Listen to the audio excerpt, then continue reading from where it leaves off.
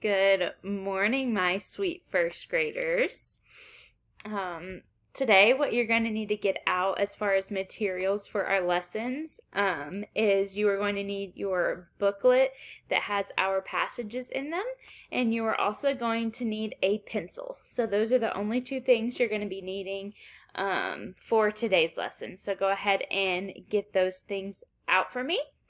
And while we are waiting on everyone to get all of their materials ready, we're going to talk about what is a digraph. So can someone either unmute or tell me in the chat, what do you think a digraph is? Really, what do you remember a digraph is? Because this is something we have been talking about for several days now. Very good. I see a couple of answers. So a digraph is whenever there are two letters that are put together, and those two letters, they make a new sound. So when by themselves, they make sounds, but when put together, they make a completely new sound. For example, if we have S and H, S says S, H says H, but when we put SH together, can someone tell me what the sound is? Very good. Shh. S-H. Shh. Go ahead and repeat after me. S-H. Shh. Very good. All right. Let's go ahead and let's review some more digraphs. So we just did this one. S-H. Shh. What about this digraph? The hard version of TH. So TH can be pronounced two separate ways. The hard one is TH. Can you repeat after me? Very good. What about the soft TH? Can someone unmute and tell me, what does the soft TH say? Very good. The soft TH says, please repeat after me. TH. Very good. What about CH? What does CH say? Very good. CH says ch. This is going to be the last one that we review for now, and it is WH. What does WH say whenever those two letters are put together? Very good. WH. Wow, what a great review that we just had. So those are all digraphs, and we know that digraphs have two letters in them. What else do we know about digraphs? Can anyone tell me what the second letter will always be in a digraph? Good. The second letter is an H. All right. Now, it is time for us to get out our booklets that have our passages in them, and we're going to be starting with this one right here that's called The Dip. So if everyone could go ahead and get out their passages and also get out that pencil that I said you were going to need. You can just give me a thumbs up whenever you are ready with all of your materials. This should take just a second because we got them at the beginning of class. All right, good. I see that everyone is ready. What I'm going to do is I'm going to begin reading this passage, starting with the title, of course. And as I read, I want you to be following along and reading with me. Make sure that you're on mute, but reading with me. And what I'm going to do is if I go and as I go, whenever I see a digraph, I'm going to stop. And I'm going to use my underline tool to underline the word that has the digraph in it. And I expect you to do the same. You are going to underline the words that we come across that have digraphs in them. You're going to do this on your own paper while I do it on the screen. All right, so I'm going to start reading now. This passage is called The Dip. Everyone follow along. Chad sees a bag. Well, in Chad, I see that Chad has CH, which makes the ch sound. So that's our very first digraph. Chad sees a bag. This bag has 6 chips, he says. How many digraphs did we see in that sentence? Hold up your fingers for me. Good, there were 2. This has TH. Is that hard or soft? Please tell me in the chat. TH is hard. Good. So this bag has 6 chips. Chips has that digraph CH, which says ch in it. Very good. Let's keep reading. Chad sets them on a dish. Chad gets dip. In those 2 sentences, there were a lot of digraphs. Go ahead and underline what you see, and I'm going to say what I see. I see Chad, CH, ch. I also see in them, TH, v. In the chat, please tell me, Chad sets them on a dish. What digraph do we see in dish? Good, good. I see a lot of people saying SH. SH is the digraph that we see.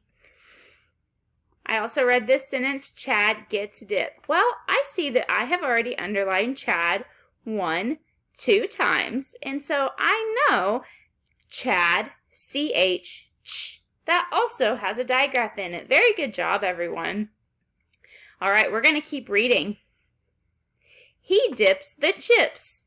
A bit of dip fell off the last chip.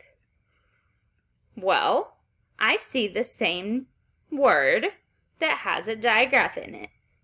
Can you tell me what that word is, anyone? Good, chip. This one says chips, and this one says chip. And the digraph in that one is CH. Very good. Chad gets the mop. He will mop up that dip. Chad has CH. And that has TH. Whoops.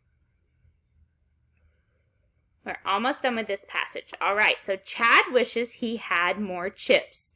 I will dash to the shop, he says. All right. I see Chad, CH, ch. Wishes, SH, sh. Very good. That same word we've seen before. Chips, CH, ch. And what's the very 2 last digraphs? In dash, there is SH, and isn't there also another SH one? There is in shop. Very good job. Now that we have read this very first passage and underline all of the words that have digraphs in them, we're going to turn the page to go to the next passage called The Shopping Trip. And what we're going to do on this passage is I am going to read it aloud again, and I will stop for some of the digraphs, but I'm not going to be stopping for all of them. It's going to be our job together to figure out what words have digraphs in them. So you're going to use your pencil, and every word that you hear or see that has a digraph in it, you are going to underline it. So remember, we are trying to be able to identify the digraphs that we see in the words. So, in the title up here, The Shopping Trip, I already see a digraph. SH, shopping. So, I'm going to begin reading this, and you are going to begin underlining. And I will underline some as well. For example, let's go ahead and start. Beth has to get a gift for her pal. I see Beth, TH. It is 6 and the sun has set. She has to rush. Ooh, in rush, I see SH.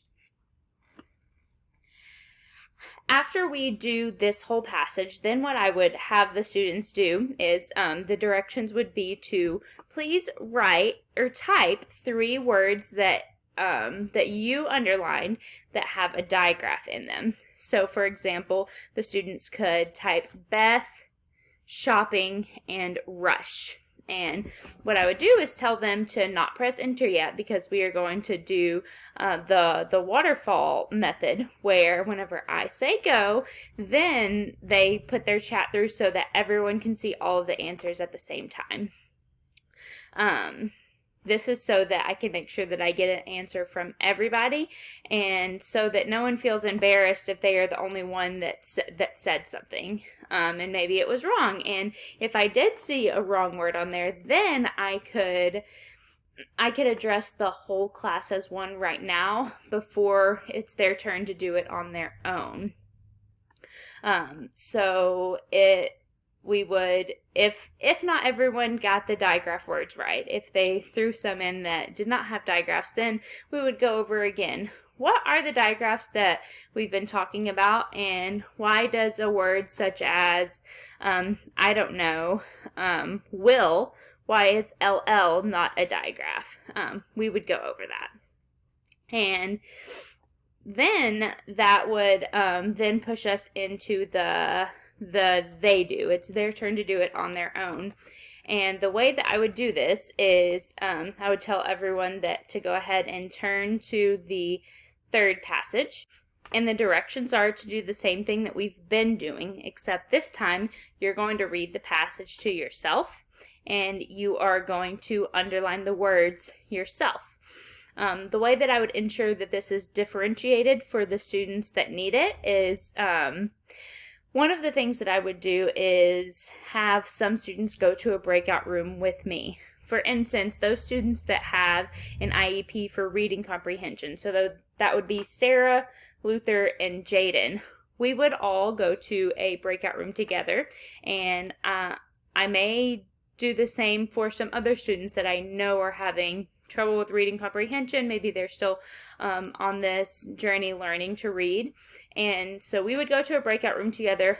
I would read the passage with them, but it would still be up to them to underline the words that they see that have digraphs. The instructions would be very similar to before, whereas once you are done, you are going to write, or you're going to type 3 words in the chat that had digraphs in them. And then we're not going to do a waterfall this time, because all the chats are going to be coming to me privately. Not everyone is going to see the answers, only I will see them. And so as they get done, they send them in to me. And this way I am able to address, once again, whether or not we got what the digraphs are. We successfully were able to name 3 of them. Those students that need extra time on assignments or used extra time on a test, I may give those students more time for this assignment. But what I would do is dismiss the students as they get done. If they got it all right, I say, okay, you're good, and send them on their way. But say that a student got 2 out of 3 of the words right, or 1 out of 3. Then we could stop. We could go to a breakout room together. Or if there were several similar mistakes, then we could talk about that as a class and have a discussion on what the right answer would be, and how to identify those words that have digraphs in them. Thank you so much for giving me the opportunity to do a mock lesson, and I really enjoyed it. Thank you.